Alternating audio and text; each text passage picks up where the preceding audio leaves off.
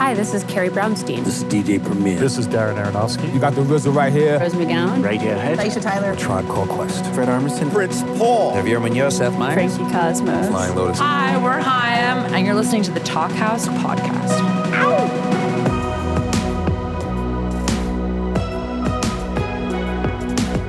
Hello and welcome to the Talkhouse Podcast. I'm Josh Modell. On this week's episode, we've got the songwriters behind some of the most tuneful tunes in indie rock, one with a couple of decades under his belt, the other two relatively newer to the game. AC Newman, along with Liz Stokes and Jonathan Pearce. Now, Stokes and Pearce are the core of the New Zealand band the Beths. She sings and plays guitar, he plays guitar and engineers their fabulous records. Their third and latest, Expert in a Dying Field, was one of 2022's best, and you don't have to take my word for it, it made tons of those best of the year lists. Stokes is a fabulous lyricist and expressive singer. She's one of those people whose semi-deadpan actually says quite a lot. The songs are melancholy and spunky and sort of in the tradition of some great late 90s, early aughts indie rock like Superchunk or Rilo Kiley. Maybe it's no surprise that some big bands that broke out in that era, like Death Cab for Cutie and The National, have taken the Beths out on tour recently. Check out a little bit of the title track from Expert in a Dying Field right here and catch the Beths on tour all over the world this summer. Hours of phrases I've memorized, thousands of lines on the page, all of my notes in a desolate pile I haven't touched in an age, and I can burn the evidence, but I can't burn the pain, and I can't forget it. Another Beths admirer who got his start in the early aughts is AC Newman, who's best known as the singer and chief songwriter for the New Pornographers. That Canadian band started out as a sort of supergroup consisting of Newman and Nico Case alongside Dan Behar and John Collins of Destroyer, but over the years it's really become a vehicle for Newman's incredibly melodic songs. The band is on tour now behind their 9th album, the slightly mellower though no less engaging Continue as a Guest. And yes, both the current live lineup and the record still feature Nico Case. In the past, she's had to split time with her vibrant solo career. Check out a little bit of the song Really, Really Light from Continue as a Guest.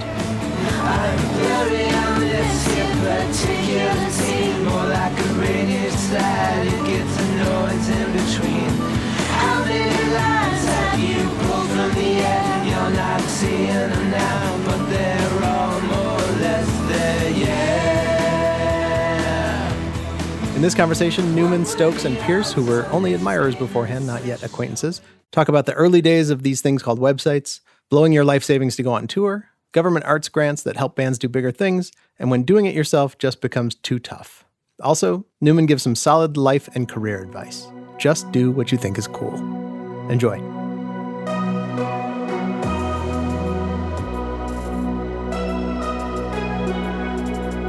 How old is your son? He's 11. It's funny. Yesterday, he asked me the weirdest question. We were just driving in the car, and he said, "Do you like being a songwriter?" And I'm like, "Why do you ask?" He's like, well, sometimes you come back from your studio and you just seem kind of stressed out. And I said, yeah, of course I do. I mean, the fact that I do it means I love it. But yeah, trying to explain to him that things you love, sometimes they're harder because you love them. Yeah. It's things you care about have the capacity to make you pretty stressed out. And also, we have a job where there is no answer. I tried explaining that to a contractor once. I love painting because I can paint a room and just be careful and spend a day doing a good job. And at the end of it, go, look, I did it perfectly. What a great job. But it's hard to do that with a song because you don't know what it's supposed to be. Also, I think the one that was painted, I guess, you kind of know when you're finished. Yeah, maybe I'm completely misunderstanding it. I'm going to get a lot of angry emails from painters being like, you don't understand my art. Yeah, exactly. You know nothing of my work. How do you normally know when you're finished? Or do you feel like there's a finished? Or do you kind of just go like, we're stopping here? There was a point in our last record where I just gave all our songs to our management and I realized I was just tired of working on it. Like I was just like, I don't fucking know. Here it is. I guess this is it. And then they listened to it and they basically said, the songs are good, but it doesn't sound finished. And initially I was mad. Like, what the fuck do you mean? And then I realized, oh, right. They were right. And then I went back and I finished it. And now I go back and I listen to those versions and I think, thank God we didn't release it like that. Sometimes it's helpful to have somebody to tell you that. Like sometimes you hate their guts for a few days, but it's good to have somebody say, yeah, this doesn't feel right. Was it like arrangement stuff, like production stuff? Was it writing? For me, I think it's all the same thing. I think writing and arranging and producing and mixing, they're all of a piece, and sometimes you're like, it's not until you've pushed every level to the finished moment where you go, there, it's done. The song is done. Until then, it's fair game. Until then, you can tear it apart at will. You can get mad at it and do whatever you feel like, scrap it and start again. What's it like for you? Is it a lot of it in the studio, or do the four of you just practice and just get a live performance? Well, our roles are a bit more clearly delineated or something, because Liz will usually write a song. It's all of these things seem so trite to say now, because I think it is a much more mature view to say that it's all part of the one process. But there's a point where Liz has a demo that's just a bedroom demo that is her playing a guitar and some backing vocals perhaps, and that feels to us like the song. And then we feel like it's time to write the guitar parts and write the drum parts. It feels like it's quite an old-fashioned, I think, way of thinking about songs, which I think comes from the way that we kind of like all studied music. But it was like this, and the song is like the lead sheet, where it's like, this is the song, where it's like the chords and the melody and the words or whatever, and then you like arrange the song, into an arrangement or something. But it works because there's a simplicity that comes from that as well. There's a simplistic way of playing the song that kind of comes through from that, which is attractive, I think. I realized I was doing a bunch of air quotes just then, and they don't work in audio. It's true. Air quote. Yeah. Just make sure to just mention it whenever you're doing one. Yeah. Like air quote. I just do like a silly voice. Yes. It'll work. I think for a lot of bands, like you start out being more of a band where like you have your songs and then, you're a band, and then years pass. And I think it gets weirder, like when you're starting out, you can record your first album very quickly. You can go into a studio and knock it out in 2 or 3 days. And then all of a sudden 10 years pass and you're like, why are we spending 6 months on our album? This is so strange. We have like the exact opposite view of what a first album is like. Oh, yours took a long time? We were like a hobby band, so we were just like working our stuff out on weekends or like one evening a week or something like that. And we often reminisce about the feeling of not having any deadline or ambition. Well, actually, when I think back on it, we were kind of the exact same thing. It used to just feel like a club. It used to just feel like this weird little club, and we make music in the club. And then maybe like us, you were shocked to find that other people started listening. I mean, were you shocked? I mean, was the response to your first record pretty immediate? Yeah, it was kind of wild. Like we'd been a band for a long time, and we played a lot, like in Auckland, New Zealand, like. For like 2 or 3 years, we just played in Auckland, New Zealand, and sometimes in like Wellington or Christchurch. But we just played, like once a month at the Whammy Bar. And it was pretty awesome. Like we released our first EP or whatever, and like it was strange to start to see people who you don't know at the shows.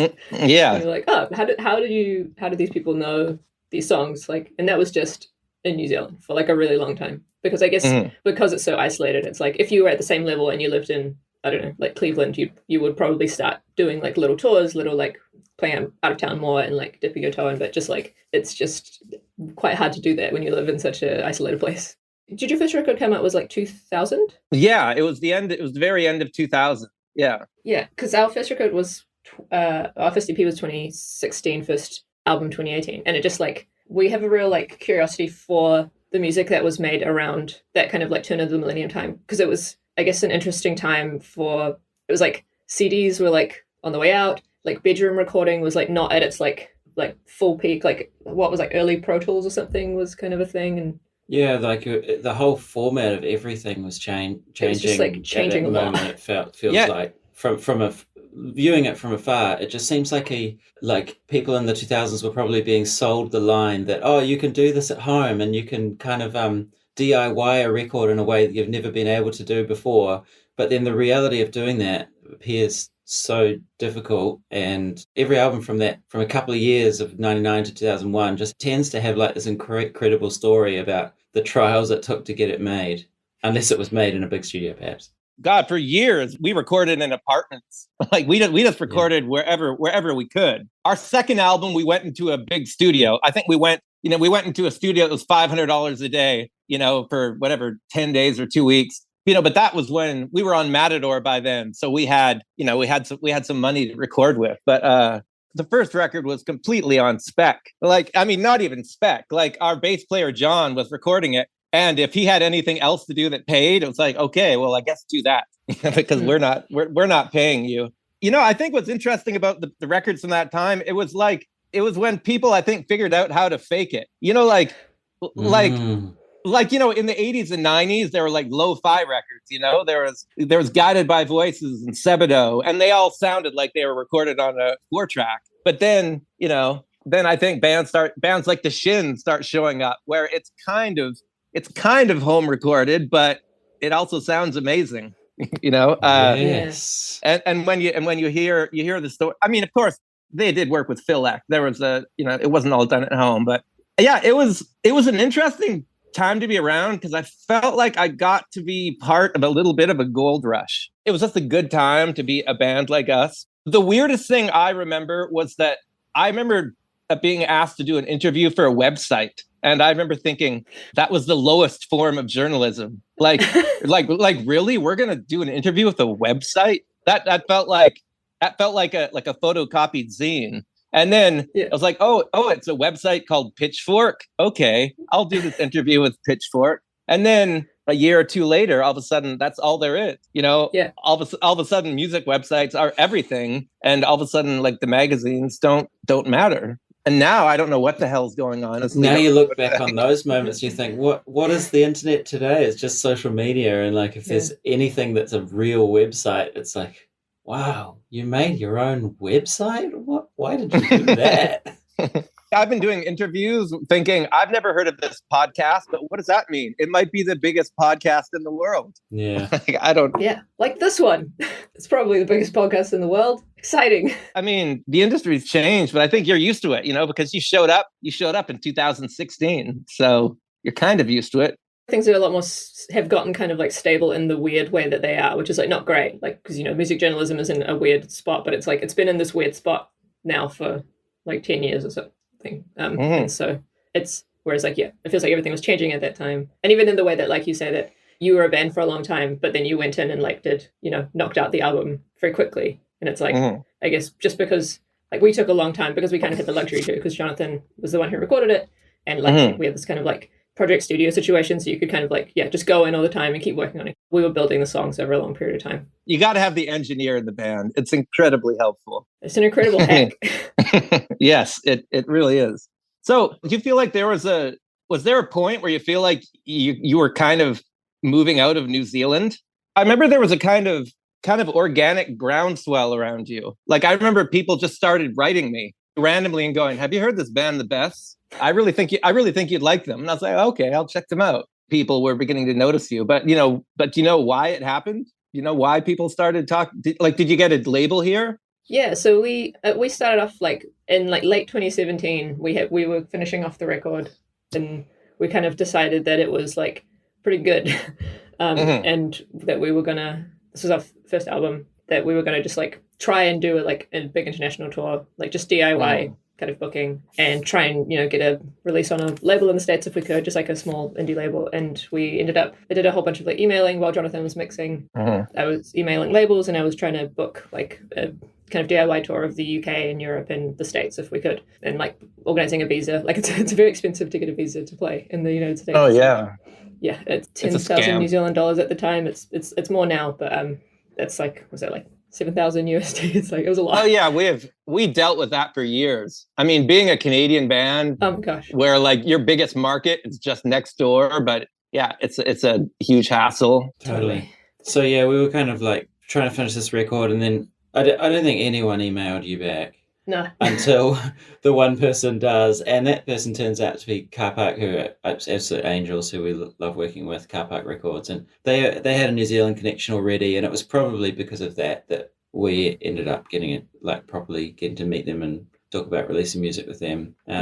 But Liz's like work doing a DIY. Booking DIY tours was really kind of what kicked things off, because we knew, and what we always wanted to do was play shows and show people that we could be a good band, in person. And because that's what we really love doing, like playing shows and playing our instruments is the most fun thing in the world. So we just went and played a couple of small DIY tours. But fortunately, we had car parks help by that time.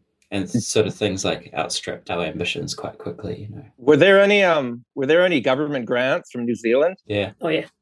Oh yeah. I was thinking, yeah, it was the same with us. What's the Canadian grant situation like? It's really good. I felt like we almost abused the system. I mean, we played Australia and New Zealand like 4 times, you know, and that's because, you know, our shows did well, but not enough to fly 7 people across the world, you know, and all over Australia.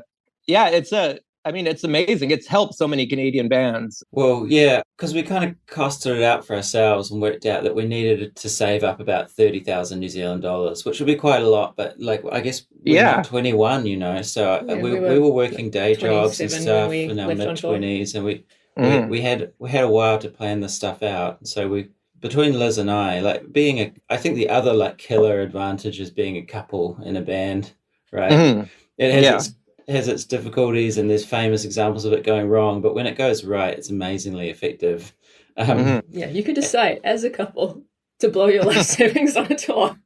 Yeah, it was a group choice. You talked it out. The grant thing, it just meant that like by the time we'd done losing all of our money on that first tour, we didn't have to immediately come home and work day jobs again to save up for the next one. We could like roll into another one. I remember when we made our first demo, which is the first 4 songs from our record, and I had friends at Matador Records. And I remember I gave it to them and they listened to it and they liked it. But they didn't sign us. And I realized years later that they wanted to see if we were going to become a real band. And when we put out our record and toured it, they saw, oh, they're a real band now, so we're going to sign them. It's just like a show of intent. It's like we mean to do this, and we will do it however we can. It's like you got to prove that you've got your, you know, stick-to-itiveness. But I really think that's the case. Like, you know, if somebody's going to put out your record, they want to know that you're going to go out and tour it. Yeah, definitely. I think at the level that we're at anyway, I guess with like being a touring band or something, which feels like it's kind of its own ecosystem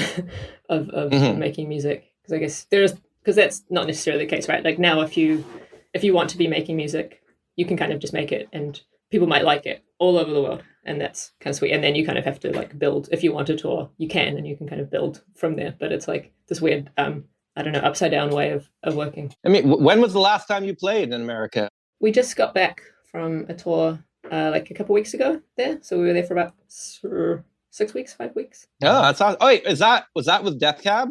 No, that was just a headline tour for the we released an album September last year. Okay, awesome. Where did you play in New York? Brooklyn Steel. Oh, awesome. Well, that's amazing. So you're doing incredibly well.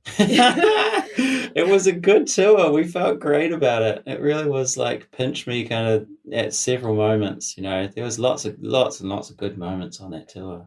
I could probably guess at half the venues you played in every town. Yeah, this is a fun circuit. We played this game before. Did you play Union Transfer in Philadelphia? We did. We played Talia Hall in Chicago. That's a great venue. Oh yeah, that's awesome. I love that place. Yeah, that was great. First ever Minneapolis was cool. First Avenue is such a legendary venue. Oh my gosh. I was like, I wonder if Prince will be there in spirit. He used to show up like occasionally and just with his guitar and play with a band that he liked. I mean, not that often, but there used to be a Prince store right by First Avenue, but closed. What did they sell? Just Prince stuff.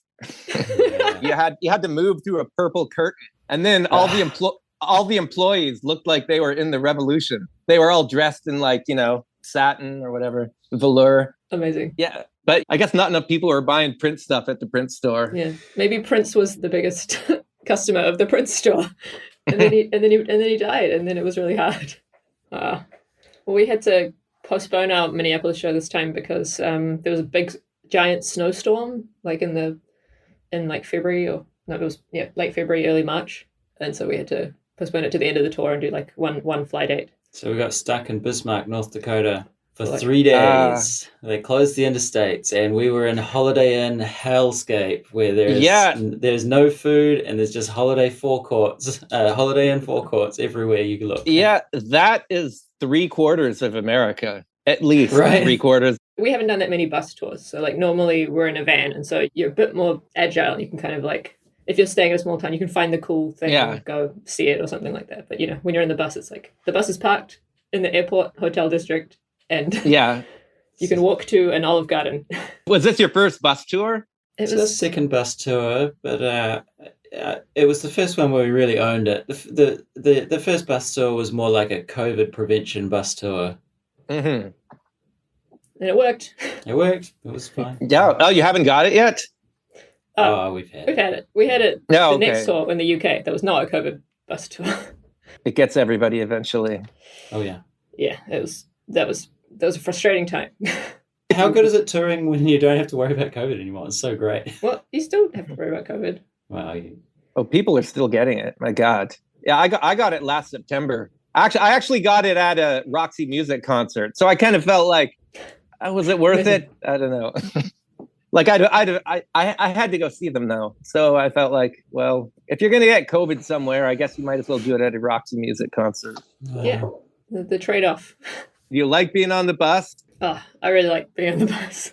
I love like sleeping in instead of the old like getting back to the hotel and loading out at 1:32 a.m. and then leaving again at 8 a.m. Because some people can't sleep on the bus. They're too terrified. Yeah, it's not great sleep, but it just gives you a lot more time, I think, during the day. It's really nice waking up in a city, like, and not, arriving in the city, just have a sound check and having lunch at a gas station. Yeah, it's a very different experience when you just magically show up, in different towns. Like you go to bed and it's like, now I'm in this town. Yeah.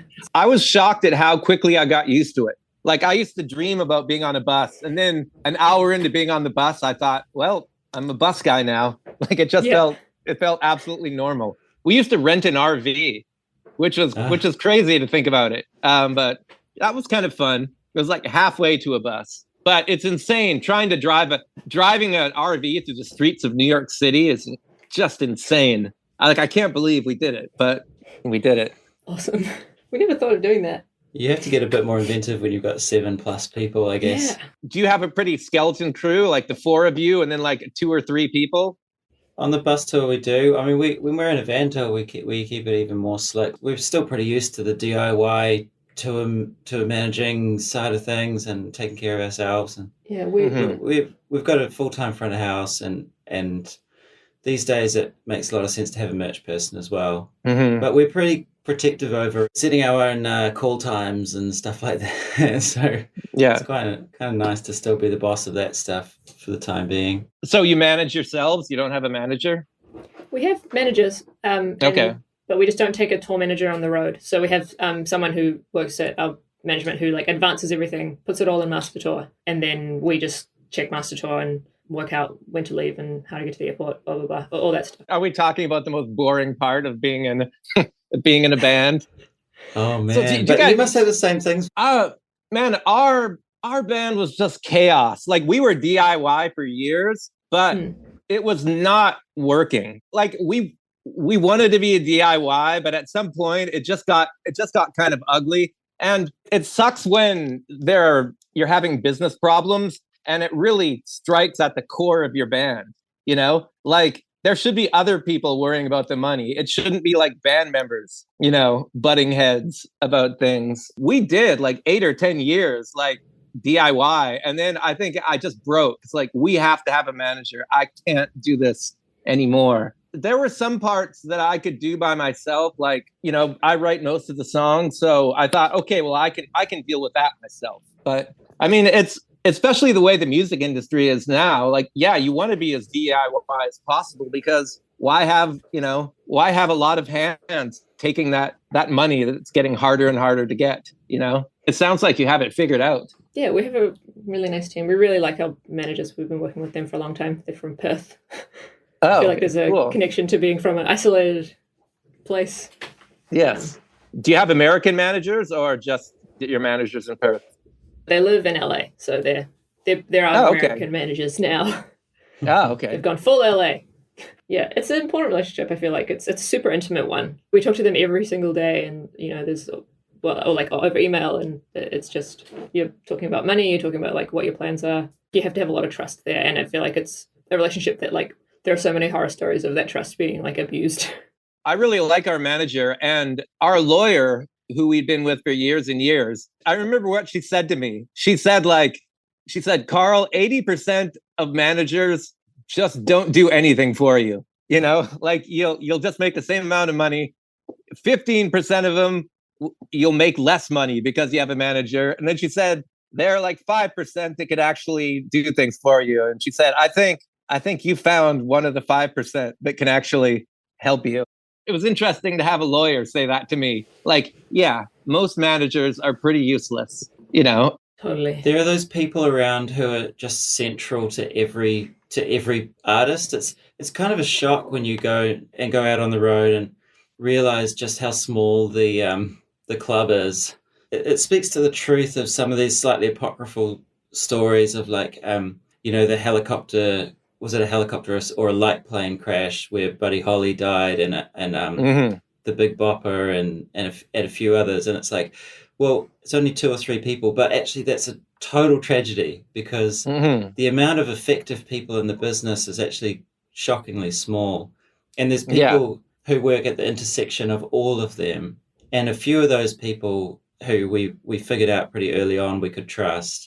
At the time we were meeting our managers said a very similar thing. And it was almost even more poignant because the person we trusted more than anyone said, who was a young woman in the business. And she said, this guy I really trust. It was a very big recommendation for us. So, yeah, we didn't want managers when they came along. We sort of thought we didn't need it and we figured we could probably carry on for a year or 2 years without management. It's kind of a good problem to be at a point where you're like, things are, our band is getting big enough that maybe we need some help here. It's like finding your life partner. It's like we looked for years, but we finally found it. We found our manager that we trust. I mean, everybody you work with, labels or managers or the people you play in a band with, it's kind of an intimate thing there. You're letting people in ways that, you wouldn't normally. It feels like a marriage. It's like, we are in this together for the long haul. We need to make sure that everybody's happy. I still feel weird, like writing a song and like presenting it to your friends. And, it's good. It's good when you've been working with people long enough that you can do that. And you can go, here's my new song. People you trust enough that if they say, I don't know, I don't like this one, like you'd go, okay, I trust you.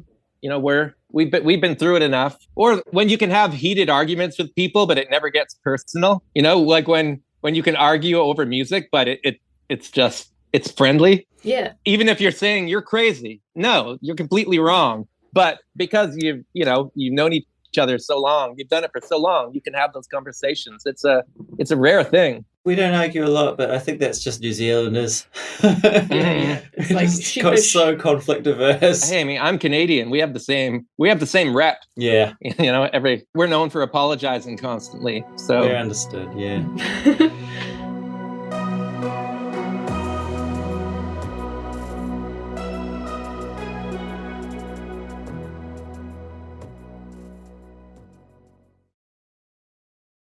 So we've put out our 3rd record just about 6 or 9 months ago or something like that. And done a bunch of touring of it, but still got a really big year planned ahead of us with lots more touring and stuff. And so you're coming back here? Yeah, we're coming back. We're doing that tour with Death Cab that you sort of mentioned. So it hasn't happened yet. Okay. No.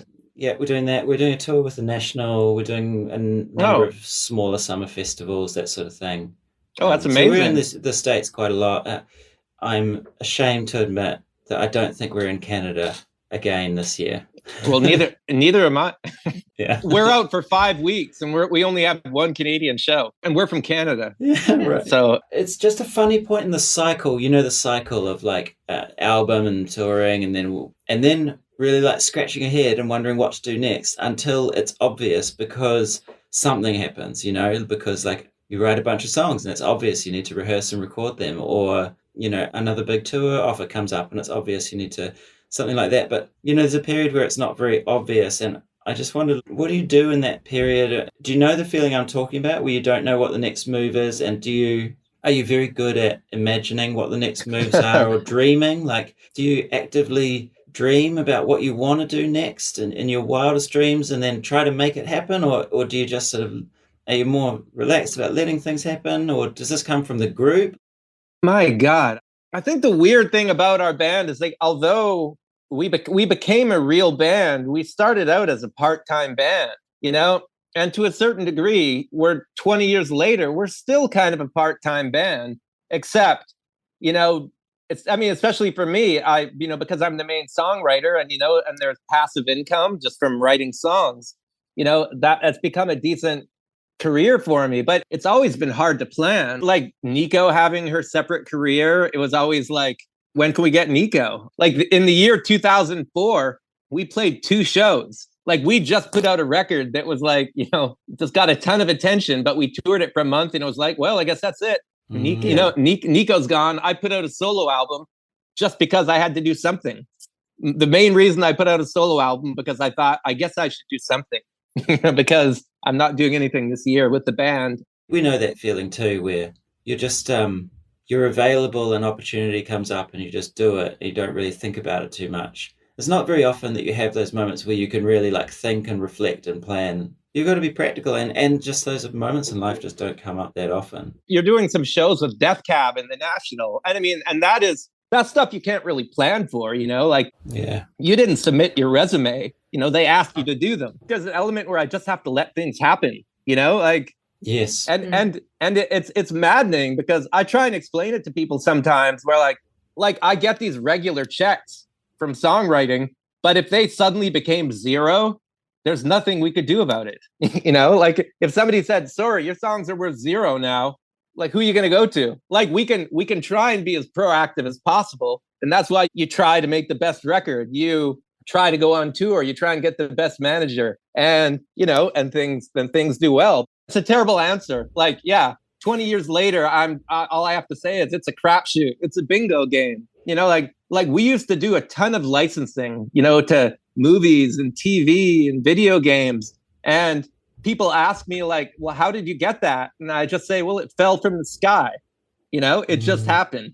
Whenever I've tried to get anything, whenever I've thought, oh, I'm going to really work at it, nothing ever came of it. It always just fell from the sky. The thing that you have control over is writing good music. Yeah. Making as good music as you can. That's like the one thing that you have that feels like you have proper control over. I think what I love about making music is that there are so many things that you have no control over, but you can go in and play your music. And if it's bothering you, you can fix it. I think that might be, what draws me to it. Like you can't control over how many people buy your record. You can't decide how many tickets you sell. I'm just shocked to be here. I've been looking over my shoulder for 20 years. Like, I don't know, maybe you felt the same, but did you feel the same way when you first got attention? Did you think people aren't going to like our next record? Yeah. Because it happens. Sometimes a band puts out one record and then people lose interest. Yeah. Second record was a crapshoot. Also, the second record came out in July of 2020. So like, oh yeah, already it was kind of like, this is not ideal. In some ways, that was kind of galvanizing because we were like, well, the world is ending. Everyone else has decided that they're going to hold on to their records, and we just can kind of imagine how that's going to go, and it's going to be really hard. So let's just do it anyway. Let's put a record out mid-COVID and just see what that feels like. That must have been great for your last tour, because you were essentially touring 3 albums, Yeah, kind of. Because a lot of people probably missed the boat on your first record. Your second record comes out when there's no touring. And so like people who've become fans of yours over the last 5 or 6 years, Yeah. A few months ago, it's probably the first chance to see you. And that was, you had 5 years to build up a fan base. Build up of pressure. Yeah. It was good. But yeah, but definitely that second record feeling was very stressful. Third record felt like a bit less stressful, I guess, because you're kind of like, we've done the difficult second record. Yeah. And like thinking about a fourth album is kind of interesting now. Like I'm curious because you've made how many, like 8, 9? 9. Our 9th record just came out. It's so great. That's the dream. Like, does it feel like less pressure because it's just it feels like it just feels like you have a body of work and you're like this entire album doesn't fully define us or something in a way that the second album feels like it kind of does. I think I have a good attitude towards it. Like there's a feeling of like kind of less pressure because, like I think there's a point, maybe you're in that point right now. You're in that point where you start thinking, or maybe people are telling you like, oh, you could get really big. Especially for us in, say, 2005, like all the bands around us were getting huge, you know, like bands like Death Cab, like The National, like The Shins or Arcade Fire. Like it felt like so many bands that we'd crossed paths with through the years, or Spoon, like they were all getting super big. So there was a sense of people kind of expected that of us, but it's a lot of pressure. And I hated to be the one going, yeah, I don't see it happening, you guys. Like, I don't see us being the next Arcade Fire. Was it ever tempting to be like, I'm going to try and write an album that's going to make us big or something like that? No, because I thought the moment I try and do that, I felt like that would be the most massive fail of my life. Trying to chase what I think people want to hear, like I couldn't do it. I just absolutely couldn't. Like from the beginning up to now, I think I've thought to myself, like, just do what you think is cool. Like the first record, we went from completely unknown to being a buzz band because we made a record that I thought was cool. So I thought, why not continue with that? Like, so at the heart of it, just every decision you make in the studio, just think, well, what do you think is good? Not what do you think will get you on the radio? What kind of music do you want to make? And that's still how I look at it. And the fact that we've been doing it so long, it's almost liberating. It's almost liberating to be so old. Like there's a feeling of like, who gives a shit? Like, let's just make music at this point. I've accepted my fate that I'm going to be like that weird 75-year-old man that still makes music. Awesome. And maybe people will go, you know, that guy still makes records. They're actually okay. Like, that's my dream. Oh, man, that's a good dream. That's such a good dream. And I've kind of built my little world here. Like, we bought a house in Woodstock and I have my little studio. I can just go to my little studio and work on my music for a few hours, and then I can like go back to our house. And I feel like I've worked for years and years just to get to the spot where, like, no, I'm not a massive rock star, but we bought our house here and we're comfortable and we have our like little life, which is, however humble, is like more than I ever thought I would have. You know, I'm lucky to be here. Like, nobody's tapped me on the shoulder and said, you have to go get a job somewhere. If I was a podcast producer, I'd probably be stepping in right now and saying, this has been a great talk, you guys, and that's a great conclusion to the talk. But I just want to ask you one more question before we get interrupted. Yeah. Can I ask you about Falling Down the Stairs of Your Smile? Yeah. Can you tell me anything about that song? I just love it so much. What's weird about that was I was trying to write in a new way. I felt like I've always overwritten. Like, I always thought like I'd write chords with too many songs with too many chords. And so that it only has two chords. Yeah. I think it just goes like the verse is B to A, B to A. And I think the chorus is A to B, A to B.